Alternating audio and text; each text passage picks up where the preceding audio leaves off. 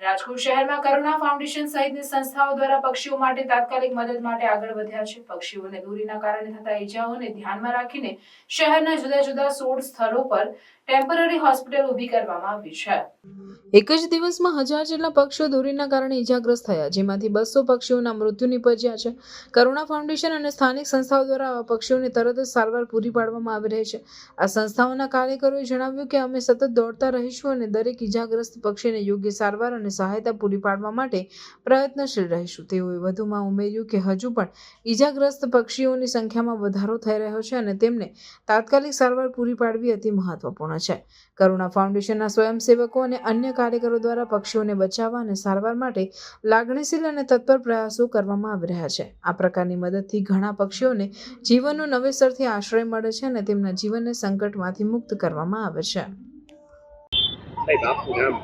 Dhirendra Kanabar, trustee, animal helpline Rajkot. વાત કરીએ આ સંક્રાંતિ લઈ પક્ષીઓની શું પરિસ્થિતિ હતી, કેટલા પક્ષીઓ ઈજાગ્રસ્ત થયા, તમારા કેટલા કેટલા પક્ષીઓ મોત થયા?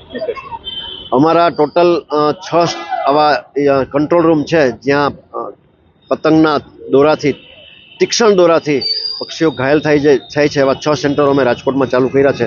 અત્યારે આપ જ્યાં વાત કરી રહ્યા છો એ ત્રિકોણબાગ ખાતે પણ આ કંટ્રોલ રૂમ આપ વિડીયોમાં નિહાળી રહ્યા છો। ટોટલ લગભગ 550 કેસીસ પક્ષીઓની સારવાર માટેના સંસ્થામાં આવ્યા છે અને ગઈકાલે સાંજે સુધીમાં અમારી પાસે એવું ફિગર છે કે સારવારમાં આવ્યા હોય અને ચાલુ સારવાર હોય એમાંથી 6 જેટલા પક્ષીઓના મૃત્યુ થયા છે। આવા તો હજારો પક્ષીઓ પતંગના દોરાથી દર વર્ષે મૃત્યુ પામે છે અને હજી ચાલુ જ છે। વાત કરીએ તમારા જે ટ્રસ્ટો છે, અન્ય કોઈ પણ જગ્યાએ એટલું નથી, ત્યાં પણ સારવાર નથી શું? હા, અમારા સિવાયની ઘણી બધા આવા ટ્રસ્ટો છે જે પક્ષીઓનું આવું સુંદર કાર્ય કરી રહ્યા છે। એ ઘણી બધી જગ્યાએ રાજકોટમાં સ્ટોલ છે જ અને ત્યાં પણ સારવાર માટે ચોક્કસપણે આવા પક્ષીઓ આવતા જ હોય છે। લોકોને શું અપીલ હોય છે? પ્રથમ તો અમારી ખાસ રિક્વેસ્ટ એ છે કે બિલકુલ પતંગ ન ઉડાડો, કારણ કે તમારા નિર્દોષ આનંદથી હજારો પક્ષીઓના જીવ દર વર્ષે જાય છે, એટલે પતંગ ન ઉડાડવી જોઈએ। બીજું, ઉડાડો તો તમારે તીક્ષ્ણ દોરો છે, જે કાતિલ દોરો છે, કાચનો માંજો પાયેલો દોરો છે, એવા તો ન જ વાપરવા જોઈએ। સામાન્ય દોરા વાપરી અને તમે પતંગ ઉડાડી શકો છો, અથવા તો 10 થી 5 વચ્ચે જ તમે પતંગ ઉડાડવાનું રાખવો તો વધારે સારું। તો પક્ષીઓ છે એ સામાન્ય રીતે આકાશમાં ઓછા જોવા મળતા હોય છે।